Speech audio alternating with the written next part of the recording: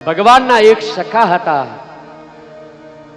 એ જીતેન્દ્રિય હતા, સત્યવાદી હતા. લખ્યું છે વિરક્ત, કોઈ લાલસા નહીં કે મને આટલું મળે, મને આમ પ્રાપ્ત થાય. અને ઇન્દ્રિય, પોતાની ઇન્દ્રિયો, પોતાના મનમાં કાબુમાં રહેલી ઇન્દ્રિયો. પ્રસન્નાત્મા, દરરોજ પ્રસન્ન જ રહેવા વાળી. અને એ એટલે પણ પોતાના સંતાન માટે થઈને પત્નીએ કીધું, સુશીલાએ કહ્યું કે એ સ્વામીનાથ, તમે આપણા માટે નહીં પણ સંતાન માટે તો લેવા જાઓ.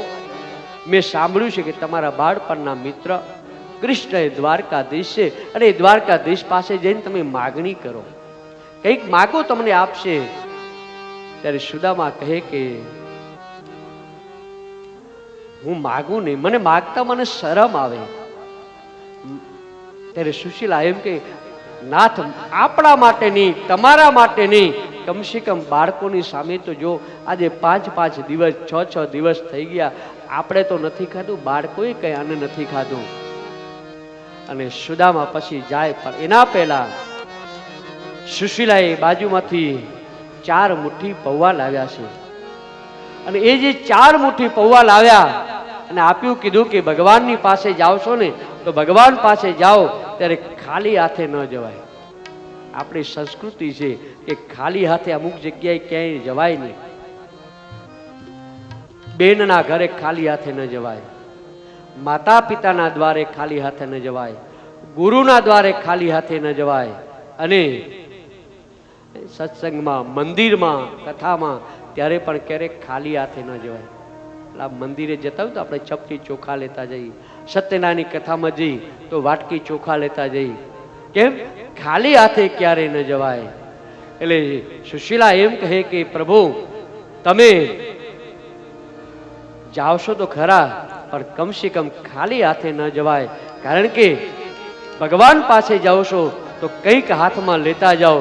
અને કહેવાય કે એ ભગવાનને 4 મુઠ્ઠી પૌવા આપ્યા અને સુદામા દ્વારકા જવા રવાના થયા. હવે માગતા માનવીનું મન ઘટી જાય છે, માગતા માનવીનું મન ઘટી જાય છે.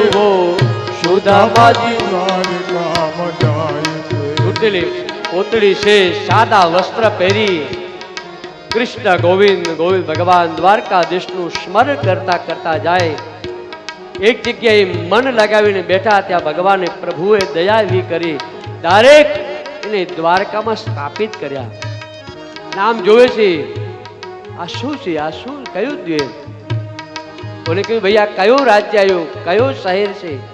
કીધું કે આ તો દ્વારકા છે, દ્વારકા પ્રભુનું દ્વારકા.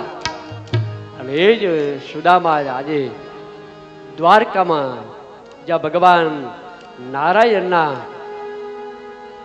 દ્વાર સુધી પહોંચે, ત્યાં દ્વારપાળો એમ કહે, ભાઈ અંદર નહીં જવા મળે. અરે ભાઈ, એમનો મિત્ર શું? દ્વારપાળો એમ કહે કે આવા મિત્રો કેટલાય આવે, કેટલાય કહે કે અમે મિત્ર એના, અમે આના મિત્ર. અરે નહીં જવા દે. સુદામા કે તમે નહીં મને જવા દો ને તો હું મારા પ્રાણને અહીંયા જ ત્યજી દઈશ. એક જગ્યાએ બેસી ગયા. બીજા દ્વારપાળને એમ થયું કે આ બ્રાહ્મણ મૃત્યુ પામશે તો બ્રહ્મ હત્યા લાગશે આપણને, એના કરતા જઈને પૂછીને તો આવો. અને એ જ દ્વારપાળ જઈ અને કૃષ્ણ પાસે આવ્યા. મહારાજ કી જય હો, મહારાજ કી જય હો. આપના દ્વારે કોઈ બ્રાહ્મણ આવ્યો છે અને એમ કહે છે કે હું કૃષ્ણનો સખા છું, કૃષ્ણનો સખા છું. કોણ? તો કે સુદામા. અને જ્યાં સુદામા નામ પડ્યું ત્યાં તો પ્રભુએ દોડતા દોડ્યા છે, પગમાં મોજડી પણ પહેરી નથી, ભગવાનનું ઉપવસ્ત્ર નીચે પડી ગયું. ભગવાને જઈ અને સુદામાને બેઠા છે, સુદામાને લાવ્યા પોતાના મહેલમાં. રાણીઓને યાજ્ઞા કરી, જાઓ રૂકમણી પાણી લઈ લાવો, નહીં નવશીકું પાણી લાવો. સત્યભામાને કહ્યું, જાઓ તમે પુષ્પ લઈને આવો. કાલિંદીને કહ્યું, તમે ચંદન અને કેસર મિશ્રિત કરી ચંદને ગોટો તૈયાર કરો. એક એક રાણીઓને આજે કામે લગાડી દીધી. રાણીઓને થયું આ કોણ હશે?